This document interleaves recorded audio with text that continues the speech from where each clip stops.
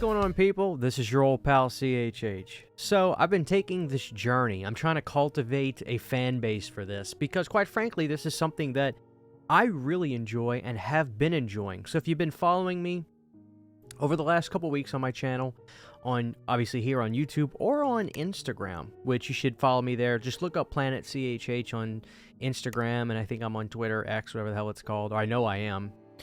Follow me there because I'll kind of keep you posted on the stuff I'm watching as I'm, trying to figure out what kind of videos I want to make. So today's video is going to be the culmination, for now, of these horror documentaries I've been going through, as well as my thoughts on the latest one and somewhat of the main event one. As a matter of fact, let me make sure it's at the bottom of the pile. It is at the bottom of the pile. So today's video is going to be going over vintage horror documentaries on DVD. And in typical Planet CHH fashion, I'm cheating. The first one is actually a Blu-ray.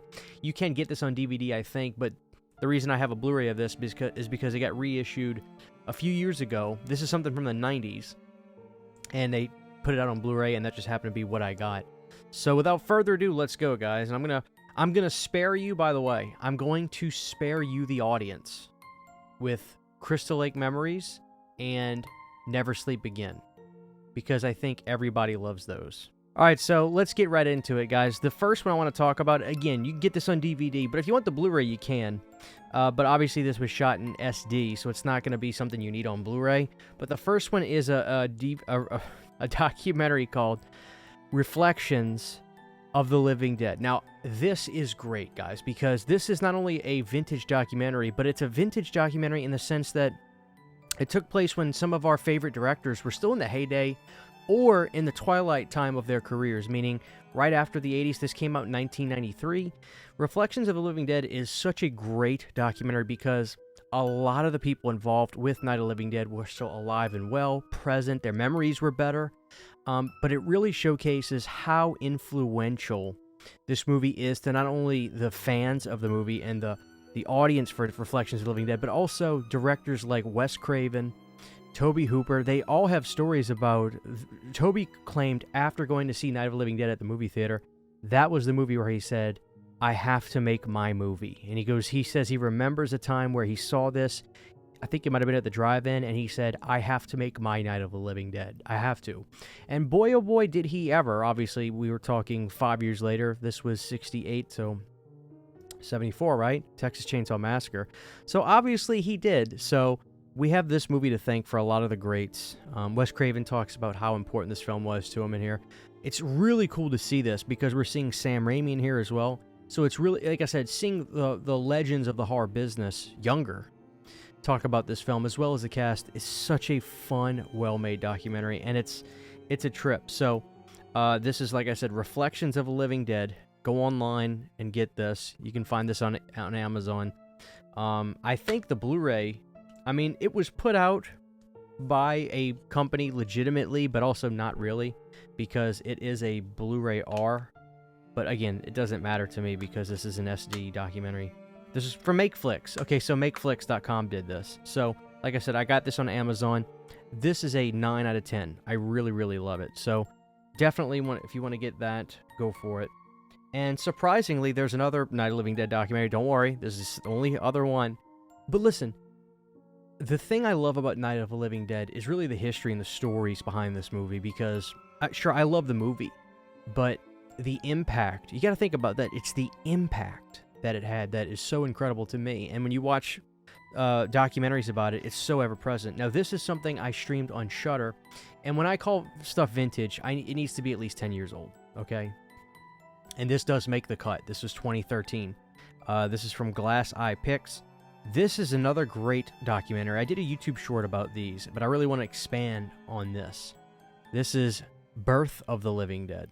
Okay, so this is another George A. Romero starred Night of the Living Dead doc. So he's all throughout this. George is in here, and what I love about Birth is, where Reflections of a Living Dead really talks about how that movie inspired the filmmakers, Sam, Wes Craven, Tobe Hooper, how it inspired them in their movie careers. Birth of the Living Dead is so cool because it really showcases its effect all these years later. And at this point, you know, the Walking Dead craze was massive. 2013, it was gigantic. So this documentary, I think, is just as good because it's not the same thing. These are two totally different things when you watch them. You're going to get totally different information. It's a totally different aspect in this because this documentary is really showcasing the effect of the film all these years later. Its effects with George all these years later, and it's really good. If you want to stream this, like I said, this was on Shudder. Usually nowadays, if you type in a movie, I'd say 8 or 9 times out of 10, you type it in and you can see where to watch it. You'll be safe. And I wouldn't be surprised if this was on Tubi, to be honest with you. But really, really good. I mean, just really good. So Birth of the Living Dead, and it's 76 minutes, so it's feature length. Birth of the Living Dead is sensational. I love this. Just pick that up. Can't wait to watch that again. Next up, this is one that I haven't done a video on as of late with some of these other ones like Nightmares in Red, White, and Blue. But this is one of the best documentaries about an individual horror film ever. And we're going to stay in the dead genre. I'm talking about More Brains, A Return to the Living Dead. There's something very interesting about this DVD. So let's see. This came out in 2000 and I want to say 11. Let me see if there's a date on here. It might have been 12 or 11. There might be a date on the disc because I want to find this out for a certain reason, but oh well. I'll have to Google it, but I'm pretty sure it was 2010 or 11. So what is More Brains? Here's the disc art, by the way. More Brains. So what is More Brains, The Return of the Living Dead? This is obviously about the making of The Return of the Living Dead, the movie. Now, what's so great about this documentary is they pull no punches. It was dangerous on set. It was, uncomfortable on set. Clu Gulager was fighting with Dan O'Bannon on set. Miguel Nunez was homeless when he was filming this. James Cameron was kind of out of sorts because Tobe Hooper hired him to do this movie. And that's something else you learn. Tobe Hooper was supposed to direct Return of the Living Dead. The writer John Russo had written a script for Return of the Living Dead that nobody really loved, which was probably a bummer for him, but he's in this documentary and I love John. Without John, we wouldn't be here right now, quite frankly. But this is such a great documentary. This is available. I want to make this clear too. Maybe I don't want anybody to be watching this and say, "Oh, let me go buy that." If you have the Scream Factory 4K of Return of the Living Dead or the Blu-ray, they included this documentary on one of the bonus discs. So, and as a matter of fact, if you get it on the bonus disc, I think it's a little bit more upscaled than this. But this is, in fact, a vintage horror DVD, and if you're into collecting the vintage horror DVD stuff, then by all means, because this is an individual release. It's got a cool slipcover. And this, what's good about this, though, what's good about this. I should have said this. That's different from the Scream Factory one, is this does include documentaries for 2 and 3. Part 2's documentary, I think, is 30 minutes long, and Part 3's documentary is around 20 to 25 minutes long. So the features are They Won't Stay Dead, a look at the Return of the Living Dead Part 2, a conversation with Dan O'Bannon in the final interview, Stacey Q's exclusive Tonight music video, her band SSQ redid the song for this, Love Beyond the Grave, a look at Return of the Living Dead Part 3, and Resurrected Settings, the filming locations today. So, honestly, getting this DVD, I'm kind of eating my own words. I would recommend getting this DVD because it features documentaries. Again, if you have Return of the Living Dead Part 2, then that does include the They Won't Stay Dead that comes on here on that Blu-ray. Part 3, I don't think that was on Vestron, believe it or not. So that does kind of make this still definitive. I could be wrong on that. I know Part 3 has good special features, but I don't think it had this documentary on here. So, great documentary. But the thing that's interesting about this, guys, you got to keep in mind is this features Brian Peck. He's kind of AWOL now because people have really starting to become aware of his legal troubles. Please Google it. I don't want to talk about it on the video, but let's just say it involves children and Nickelodeon. So, I think people started becoming more aware of it and vocal about it, and now he's kind of disappeared. But he is not only in that documentary, he narrates it and all that. That's all I'm going to say about it. I'm going to move on. it's interesting, you know, he's in that, but when you look back now, he's nowhere to be found. I don't know what he's doing now. Next up, guys, so we reviewed this one. If you want a really in-depth look at it, you can check out my video for it. I just did last week or so, Nightmares in Red, White, and Blue. Sensational documentary. The great things about this is, you know, this doesn't just go over the slasher film. Now, that's not a problem because I love going over in the history of slasher films. But what I really like about this one was it took you through a journey of horror, and it kind of showed you what was going on in the world and how that affected the movies that the directors were making, and that sort of thing. And it's narrated by Lance Henriksen, which is sensational. John Carpenter, Mick Garris, Joe Dante, Larry Cohen, George Romero, Roger Corman, Darren Lynn Bousman, and Brian Usna. So, sensational cast on Nightmares on Red, White, and Blue. This DVD came out in 2010. This documentary was made in 2008 or 9.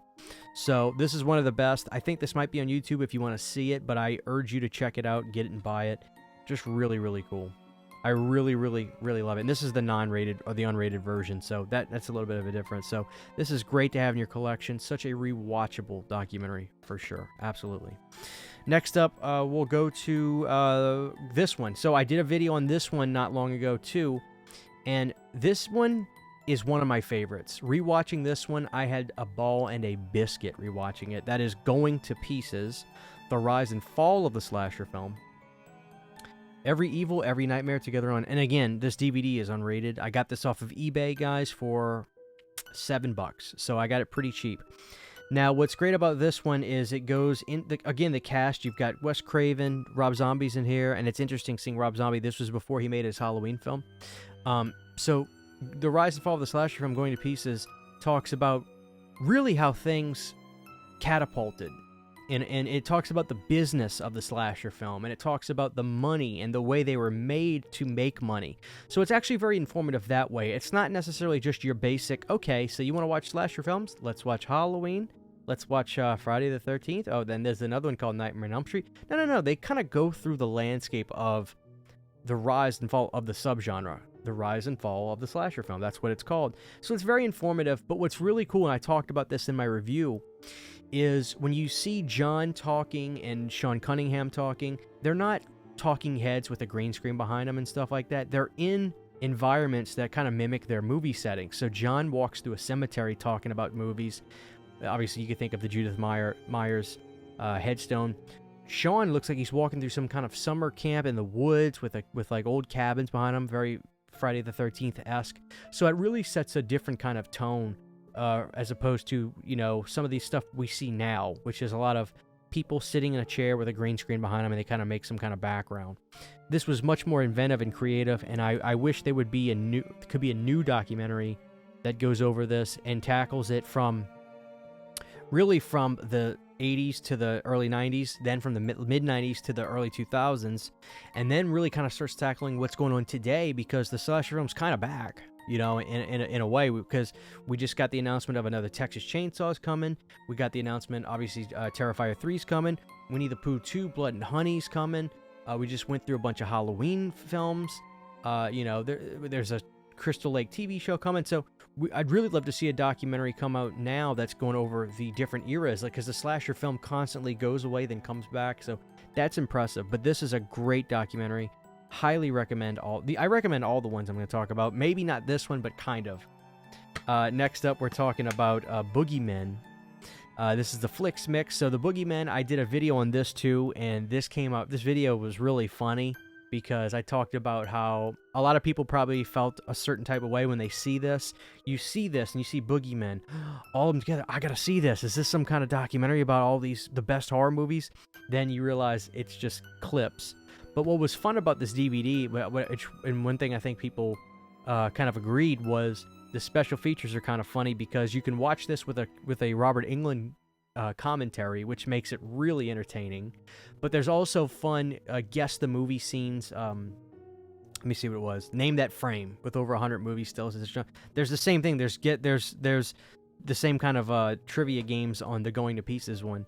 But Boogeyman was really funny, and I think people just kind of have fun memories of this because for a lot of people, this was the introduction to a lot of these movies for them, and I think that's cool. This also came out on VHS, so if you're a flea marketer or if you go to some of these places, look out for this because they're somewhat, maybe not expensive collector's items, but they're items you just kind of see a lot of horror fans have in their collection. So Boogeyman, go check out my video on that as well. But, you know, if you see this cheap, grab it out of just pure respect because I think it was important to people for a long time, and they would go back and watch them with the Robert Englund commentary, which honestly should be the main way you watch it. So, okay, guys, so next up, again, I've done 2 videos on these really in-depth, and doing this video was a blessing because the creator actually reached out to me, and he said, hey, can I come on your channel? Ask me whatever you want to ask me about questions with this, and it became one of my favorite videos I've ever done. I'm talking about Halloween 25 Years of Terror. This is the release with the slipcover Anchor Bay put out, and like I said, Anthony Massey saw my video. Somebody sent him my video, and he got a kick out of the video because I showcase some of the funny moments in here of fans sending in video clips wanting to be in the documentary, and they're dancing and putting masks on and stuff, and I asked him all about that. Anthony told me some really great stories during the panel. When you see Mustafa Erwin Yablans on stage, he told me that Erwin nearly walked off the stage, and you can see it in the documentary. So this is a great documentary, though, because this became some sort of a blueprint of what we like to see today, which is documentaries going over horror movies in a chronological order from their inception to their release, and then you move on to the next film. So this kind of became what's known as like the blueprint for the horror documentary for a franchise, so to speak. So if you watch this, then you see Crystal Lake Memories or Never Sleep Again, you'll say to yourself, or really even to a certain extent more brains, you'll say to yourself, oh, so this is kind of where this came from. Because it's such a brilliant way to do a documentary that's not so much all over the place, and really kind of sets a tone and a narrative that's really palatable and enjoyable and fun. Now, this thing has some quirky, weird things about it, being that it's from the early 2000s, but it's such a fun rewatch. This is something you could throw on, I'd say, once or twice a year and just get a kick out of. So, Anchor Bay, like I said, put this out. My buddy Kyle got me a copy with the slipcover, which is cool, and I do recommend the slipcover if you want to spend a few extra bucks to get it on eBay, because the slipcover's embossed with Michael's face on it, and this was a really cool time, man. It comes with this Halloween autopsy, comic book, and it comes with title cards for everything, and it's 2-disc with bonus material, so it's actually a really nice DVD release. So yeah, just really cool. And this was a time where Anchor Bay was on top of the world with horror. They were known for putting out Halloween on physical media, on DVD and VHS for a number of years, so it was cool that they put this out as its own release, because it deserved it, and it's a staple in people's horror collections for sure. Next up, the brother to this, when I started doing research, when I was getting ready to talk to Anthony, I didn't even realize it at first, but Anthony Massey also, the success of Halloween 25 Years of Terror had him create His Name Was Jason. Now, again, I've done videos, really nice deep dive videos on these, but I wanted to say again, His Name Was Jason is about as opposite from Halloween 25 Years of Terror as you can think, in terms of its I guess storytelling aspects. In a way is how I can word this. It's kind of hard for me to decipher how I would say this, because His Name Was Jason is all over the place. It kind of talks about the character of Jason, then it talks about the effects of the film, then the negative effects that people were saying that these films were making people want to be violent, and it's done in a great light. So I want to say, yeah, Daniel Farrens, the writer of Halloween 6, actually directed this, and it was written by Tommy Hudson and Anthony Massey. I don't know who it was edited by. Monica Daniel. So it's got a really fast-paced editing style, which it's like in hindsight now, with the way horror documentaries are, some of them are set really slow. This one's set faster, and it's actually fun that way. It's not Crystal Lake Memories. It's very different, but it's actually a good companion piece to that, because this talks about a lot of stuff besides just the making of the films. It's very vintage, too, so I really like this one. So this one's cool. If you want to get this one with the slip, too, it's got the embossed Jason on the front, and this one has a movie ticket for Friday the 13th, 2009 in here that, again, my buddy Kyle sent me a copy with this one so I could have it with all the bells and whistles. All right, guys, main event. So this is the one I just watched, and IFC's The American Nightmare. A lot of people told me that this is one of the best ones, and I gotta say, I think it's up there for sure. This could be a companion to Nightmares in Red, White, and Blue. But what's great is they're really a yin and yang. Okay, these are really a yin and yang because so we got Nightmares in Red, White, and Blue, and then The American Nightmare. So when you look at these, you could say to yourself, are they the same thing? Yes and no. Which one do I like better? The truth is, I like The American Nightmare better. IFC's The American Nightmare, and I'm going to tell you why. Where Nightmares in Red, White, and Blue kind of talks about the world and how it was affecting the filmmakers' movie styles and the subject matter, because we subconsciously make what we see in the world. I get that. The American Nightmare did so well. And this one's two things. I don't get ahead of myself. The American Nightmare really gets behind the mind of the director for the main films that they talk about, because they're going to talk about a lot of the mainstays. We got John Carpenter, Wes Craven, David Cronenberg, Tobe Hooper, John Landis, George Romero, and Tom Savini. So they actually went into Savini's military experience, and that's the scariest part about this, the stuff Tom Savini went through. So that was really compelling. I'd heard about it in other documentaries, but they really went into depth with it on The American Nightmare. And they really talk a lot about what Tobe dealt with making the Texas Chainsaw Massacre. Really how it's not based on a true story. He's open about that, but one of the nuggets for the thing that he used to style the movie was Ed Gein. And they go all into that. And Tobe talks about how his aunt and uncle, I think, or his grandparents used to tell him. He had relatives in Wisconsin, and they would tell him about Ed Gein, and they would describe the lampshades, and he would basically talk about how, the movie was getting made, what I was going to do years later, right then and there, listening to these stories that were terrifying me. So The American Nightmare really gets behind the eyes of the directors with their movies, which is great, because Cronenberg talked all about Shivers, and that was a remarkable breath of fresh air. Here I am thinking we're going to get scanners, but we got a lot of stuff about Shivers, which was sensational, because I had a lot to learn about Shivers. So, is this the best one? I'm not going to argue it. A lot of people told me, Christian, The American Nightmare is going to be the one. I'm not necessarily going to argue it. So I'm going to put it up there. So guys, that's it. So let's run back through those again. The American Nightmare DVD. I got this on eBay. I didn't see it available on Amazon, but I got it very cheap, guys. So if you want to go to eBay, I got it shipped for less than $10. I'm going to give that a 9 out of 10. Nightmares in Red, White, and Blue. I'm also going to give that one a 9 out of 10. His Name Was Jason. I'm going to give an 8 out of 10. I'm going to give it a 7 out of 10. I like this one. 25 Years of Terror. Again, a 9 out of 10. Boogeyman, I'm not going to rate it because just watch the videos. Going to Pieces, I will give a perfect 10. This may be my personal favorite. Going to Pieces was sensational. More Brains is another 10 out of 10. That DVD release is great. Birth of the Living Dead and Reflections of the Living Dead, I'm going to give both of these 8 out of 10. It's just sensational. Guys, so that is vintage horror DVDs. Vintage horror documentary DVDs, guys. This is a sub-genre, if you will, vintage horror stuff that I really want you guys to own and get into, because there is this overwhelming sense of joy I get watching these from a number of facets. Seeing some of these directors that have unfortunately left us, like Tobe and Wes and George, which is just sad to think about when you watch these, because it's just like, wow, more people that I'm watching this have passed. But it's also a way to celebrate them and hear their stories and get that vintage vibe in general, because a lot of those were from the 2000s. I think The American Nightmare was 2003, so those are really great, guys. I really recommend all those. If you have any questions about any of those, let me know down below. Tell me some of your favorite vintage horror documentaries on DVD that I don't own. There's one I really want to get. It's called Halloween: The Inside Story, but it's very rare. It's very rare. I have one friend who has it, and he says as soon as it came out, it was gone. So I'm trying to get that, because that documentary I've seen once before. I think it got pulled off of YouTube, but it was sensational. So thank you guys for watching this. This is your old pal CHH. I love you guys so much. I hope you enjoyed that video. I love this stuff so much. I hope you do too.